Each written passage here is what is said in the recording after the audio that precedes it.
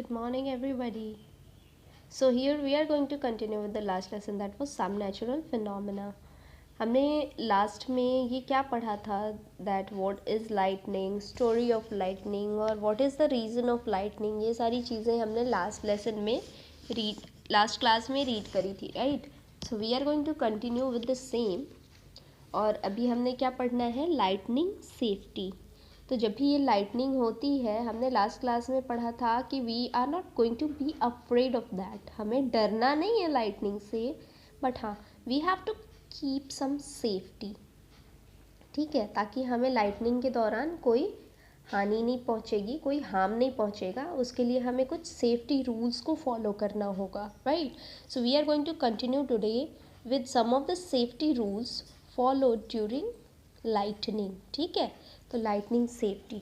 During lightning and thunderstorm no open place is safe. जब भी lightning होती है या थंडरस्टॉर्म होता है, लाइटनिंग का मतलब जब भी बिजली कड़कती है या फिर बादल गरजते हैं, तो उस टाइम पे हमें खुली जगह पे नहीं रहना चाहिए. That is not safe for us.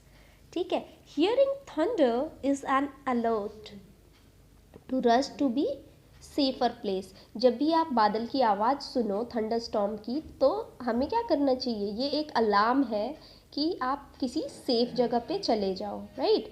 After hearing the last thunder wait for some time before coming out of the safe place.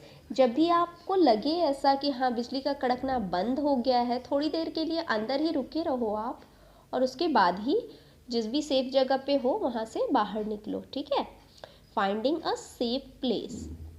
अब आप कैसे कोई सेफ प्लेस को फाइंड करोगे. A house or building is a safe place. If you are travelling by a car or by bus, you are safe inside with windows and doors of the vehicle shut. देखो, आपको कैसे आप find कर सकते हो कि ये जगह सेफ है कि नहीं है आपके लिए. तो जब भी थंडरिंग होती है, थंडरस्टॉर्म होता है या फिर लाइटनिंग होती है, तो उस टाइम पे आप किसी भी घर में जा सकते हो, लाइक बिल्डिंग है, कोई हाउस है, तो उसके अंदर आप सेफ हो. ठीक है. And the second thing, if you are travelling by car और बस, अगर आप कार और बस से ट्रैवल कर रहे हो, ट्रेन से ट्रैवल कर रहे हो, तो उस टाइम पे आप क्या कर सकते हो, उसके दरवाजे जो है, विंडोज़ जो है, विंडोज़ और दरवाजे बंद करके और आप उसके अंदर आराम से बैठ सकते हो. That can also be safe place for you. Dos and don'ts during a thunderstorm. हमें क्या करना चाहिए और क्या नहीं करना चाहिए थंडरस्टॉर्म के दौरान पे.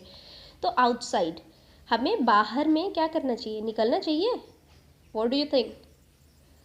So we should not go outside. Let's read what is there on the topic. So outside, open vehicles like motorbikes, tractors, construction machineries, open cars are not safe.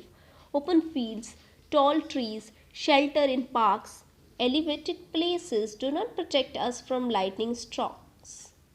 Carrying an umbrella is not at all a good idea during thunderstorm. If in a forest, take shelter under shorter tree. If no shelter is available, you are in an open field, stay far away from all the trees. Stay away from the poles or other metal objects. Do not lie on the ground. Instead, squat low on the ground. Place your hands on the knees with your head between the hands. This position will make you the smallest target to be struck. ठीक है, तो अब अभी क्या करना है, अगर आप मान लो कि बाहर वैसे तो आपको नहीं जाना चाहिए जब भी थंडरस्टॉर्म हो रहा हो. You should not go in open field. जैसे कि बाइक वगैरह नहीं चलानी चाहिए, या फिर ट्रैक्टर्स, कंस्ट्रक्शन मशीनरीज या ओपन कार, ये सब चीज़ें सेफ नहीं है.